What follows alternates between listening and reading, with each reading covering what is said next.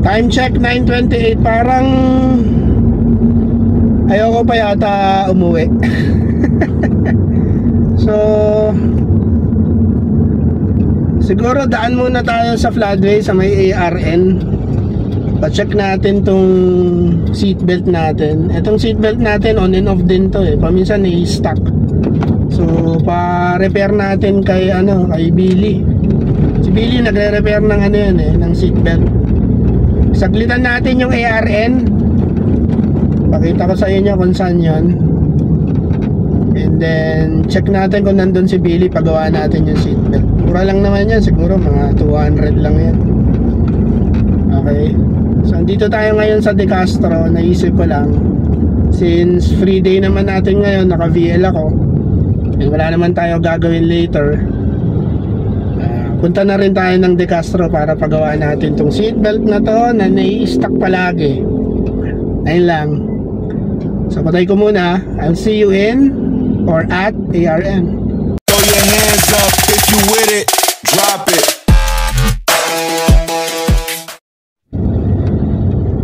So dito na tayo sa floodway. Binabaybay na natin tong floodway papunta sa ARN.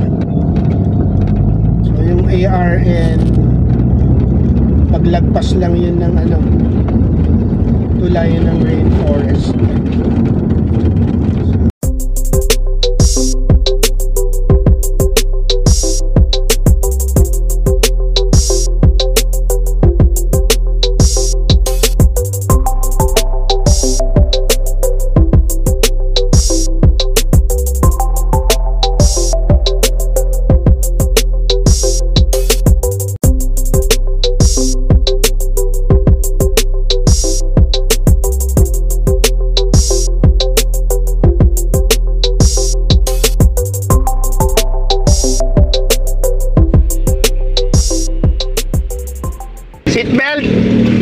Seatbelt na stuck. Sa kanya ba? Oo, ito. Nai-stuck eh. Paano dyan ito? Pasok ko. Mas! Namiss ko itong ARN, no? Dito ako kumuha palagi ng pyesa. Dami mong tailgate ah. Nakita ko sa FB. Ato sa bodega. Nasaan? Nasa Kainta? Dito sa bodega. Ah, sa bodega. Kayang-kaya ni Billy ang seatbelt. Galing rin ako dun sa Kinakap. Pinahinan ko yung main relay. Tumitigil eh. Pagka umaandar. Nakikita ko kasi TikTok ah. Oo, nag-ano tayo? Content creator. Sir, sama ako sa TikTok ah. Pagawa natin kay Billy yung seatbelt dahil laging nai-stuck. Galing ako kina Chokoy eh, nagpapalit ako ng nagpahinang ng main relay. Andun si Kap yung naghinang. Namamatay kasi. Namamatay tapos ayaw mag-start, kailangan palamigin muna. Hininang yung main relay, sana wala nang problema.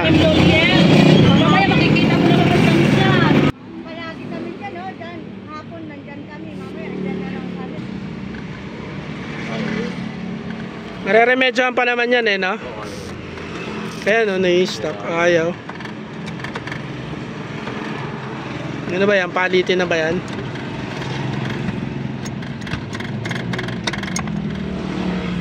Nakakabwisit eh.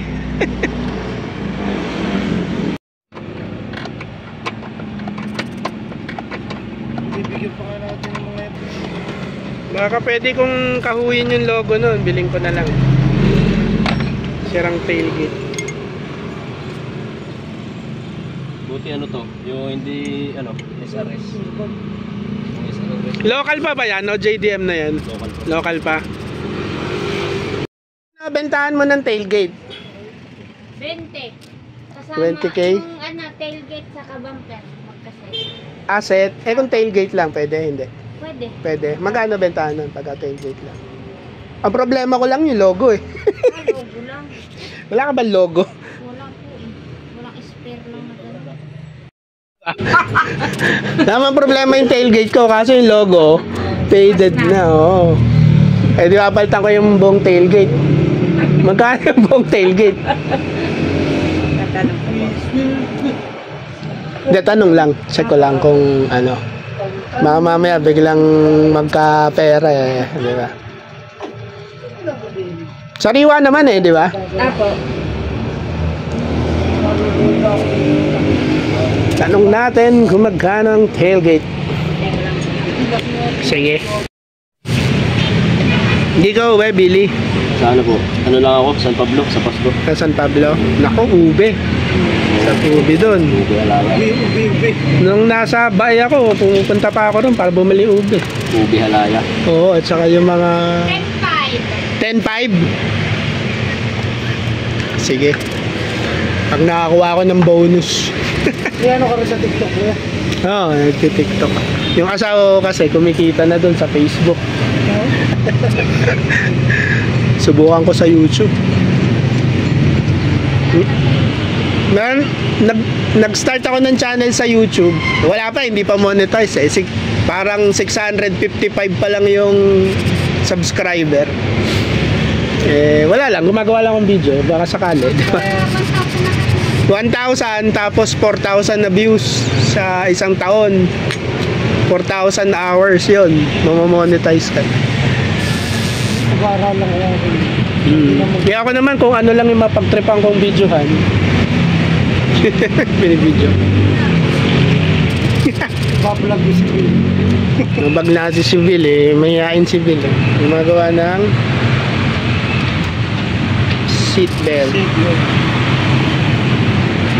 So kung meron kayong problema sa seatbelt at saka kung naghahanap kayong mga pyesa ng CRB, punta kayo rito sa ARN. Yan, ang daming pyesa.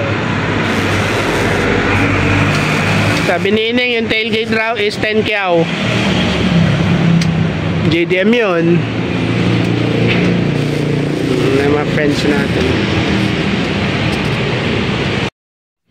Yung igniter nasa main relay yun? Hindi, nasa distributor. Ah. So pwedeng distributor din yung issue niyan. Igniter lang. Magkano ang igniter? Pagka pinapalit. Hindi ko ibigay ni Boss ng araw, 1.5. 1.5. Obserbahan ko muna pagka ganun pa rin. Pa-check ko dito igniter na. Hindi pa yata ano yun eh, napa-overall niya ba yung distributor niya? Hindi pa. Baka mamaya, namamasa kasi ng langis. Yung igniter. Nag-overhaul ka ba? Mache-check mo ba yan ngayon? Pwede naman, ibababa natin. Ayan, sige, pa-check na rin. Baka yun yung para isang baksakan. Hindi ko kasi maila yun, natatakot ako eh. Apa ako dyan yung isa pa rin distributor, baka ano din. Hindi pa kinukuha. Nag-overhaul ka rin? Ano naman niya, pick up coil. Durug-durug naman. Eh, pa-check mo na rin. Pa-check na rin ako ng ano. Sige na ito. Pinasabay na yung oil seal.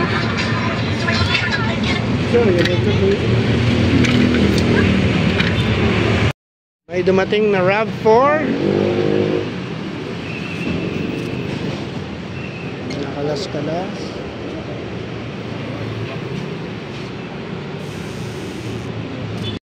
Box na yan, di na na-stock. Bawas big. Ito kaining. Taon? Sa Sariaya naman. Quezon naman. Pamilya ko naman. Ano balik mo rito? Sa New Year, Oo, siguro mga 4. January 4.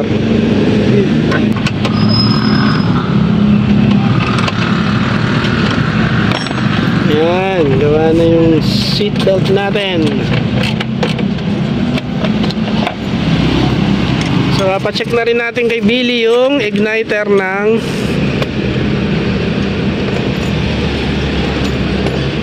distributor ba yun? Nasa distributor? Oo, nasa loob. Nasa distributor pala yung igniter. So papacheck na rin natin para sure tayo dahil mahirap tumirik sa daan. Mahal ang towing. Yun o, okay na o.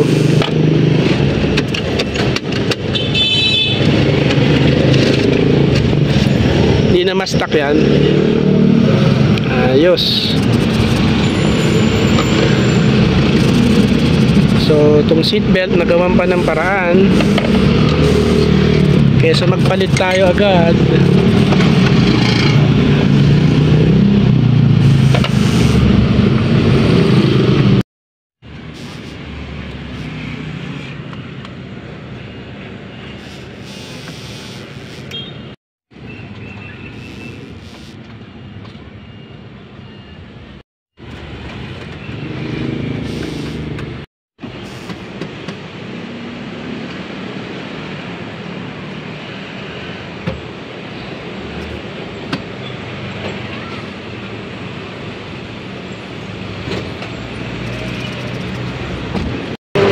Distributor natin. Saan ba yun? Distributor. Ayan, no? Oo. Hindi, low intake yata tayo sa kabila eh. Ay, hindi pa pwede yun pag low intake, eh, no? Yun yung sa 2,000, eh, di ba? B20B. High intake to.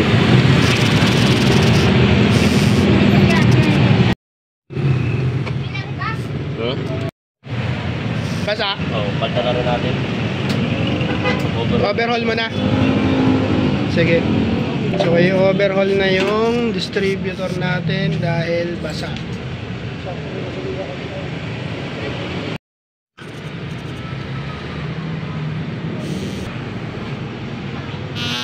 So, ayan yung distributor natin. I-overhaul ni PD. Para sure na walang tirek. Hirap tumirik eh.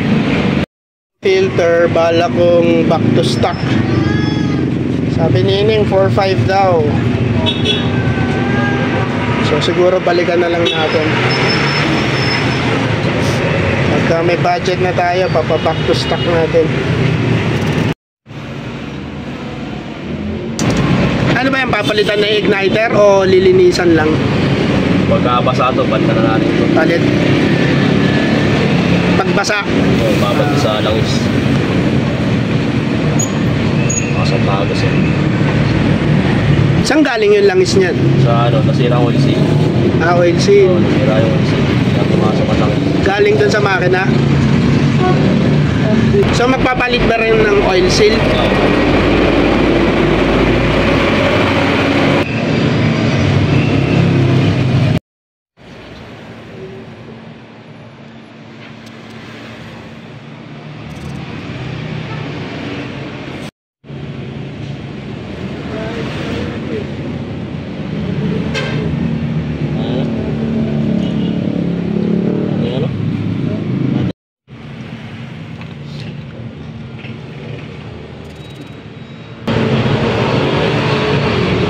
Igniter.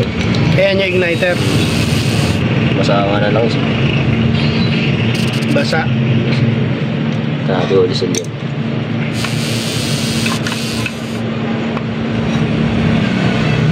Stock pa yan. Yung distributor niya. Oo, yan pa yan.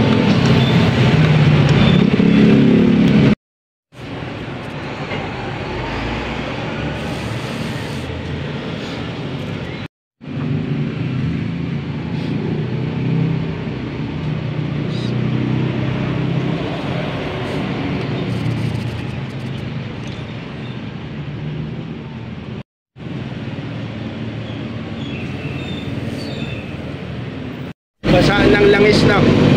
Nasok. Sumama na.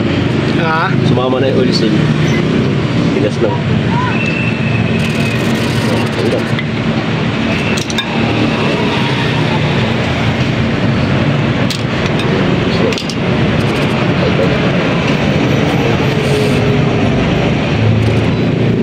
So anong papalitan dyan? Ito? Oo, tsaka yan. Tsaka yan. So papalitan natin yan. Tsaka ito. Ito yung igniter, ano? Oo.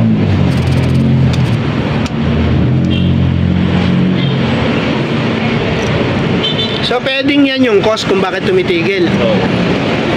Kasi inaano sa langis. Babad. Tumabad. Sabi. Wawa na.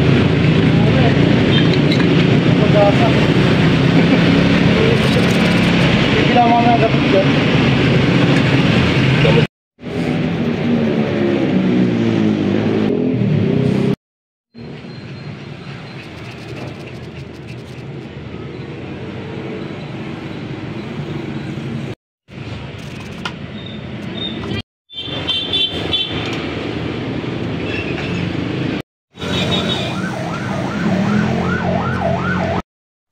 Normal na sakit ba ng CRB yan? Oo. Na marami ka rin ginagawang ganyan rin ang issue. Kana Mamatay. yung kay boss, ginagaganyan na din dati. Yung Yung kay boss. yung kay Sir Noy, Oo, yung kaunahan niya. distributor din ng ano, tama. Una pinunta namin, fuel pa. Kaya nga, ganun pa rin. Tumirik sa highway. Nagpalit ng fuel pump. Fuel pa. Yung pala distributor ang issue. Pala, distributor. Ayun lang. Eh, wala Mahal pa din kami, ano dati nito. Wala pa kami assembly. Puro kahoy-kahoy lang. Oo. Pinunta namin na igniter na tumilo. Igniter pala. Mahal rin ang fuel pump eh, di ba? Nasa magkano? 2,000? Oo, 5. 1,500? Sakit rin sa bulsa yun eh. Ito lang yun. Oo.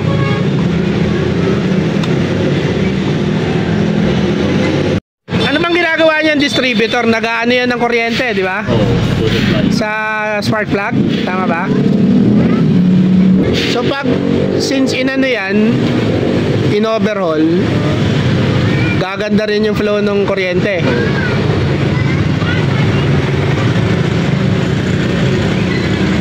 Kaya nangihina yung igniter, nakababad sa langis. Oo. Kapag nag-init. Babad sa langis. Nakababad. Galing yung langis. Oo, Oo. sa loob. Tapos pumapasok dito sa ano. Parang sa distributor. Wala yung oil seal, ano? Malutong na. Yung oil seal, nasama na sa igniter. So parang Oo, dito siya nakasama kanina eh. Yung binulot natin.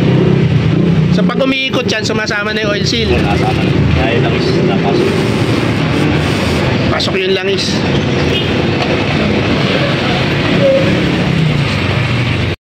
Ito yung ipapalit mo igniter. Yung oil seal natin tayo bago. Okay. Pareho lang ba to? Parang ako. Parehas lang. Hindi ko lang nakutay. Stock din to ng ano? Sakto na sir. Stock rin ng CRV.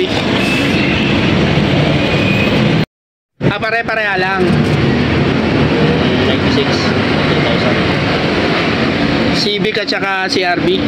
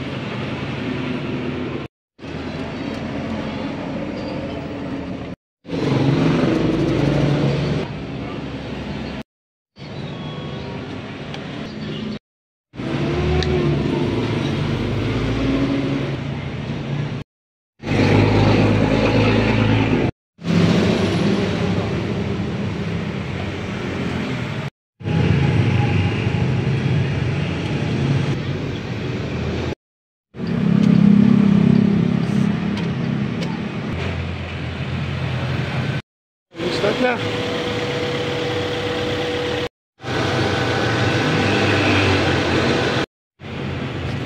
Ineng, ang tanong, magkano? Ay, Kevin po ito nung siya gumawa.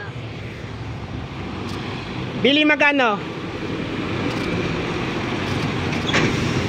Magkano lahat ang damage? Okay, so pauwi na tayo.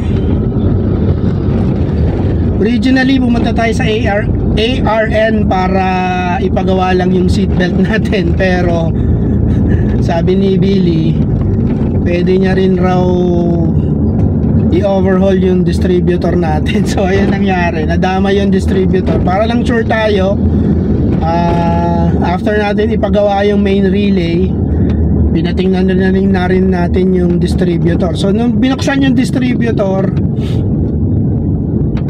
nakita babad yung igniter sa langis, kaya possible issue rin yun, kaya tumitigil yung CRB natin. So ang ginawa, nilinis, pinalitan ng bagong, actually second hand na igniter, surplus, tapos yung pinaka oil seal pinalitan din.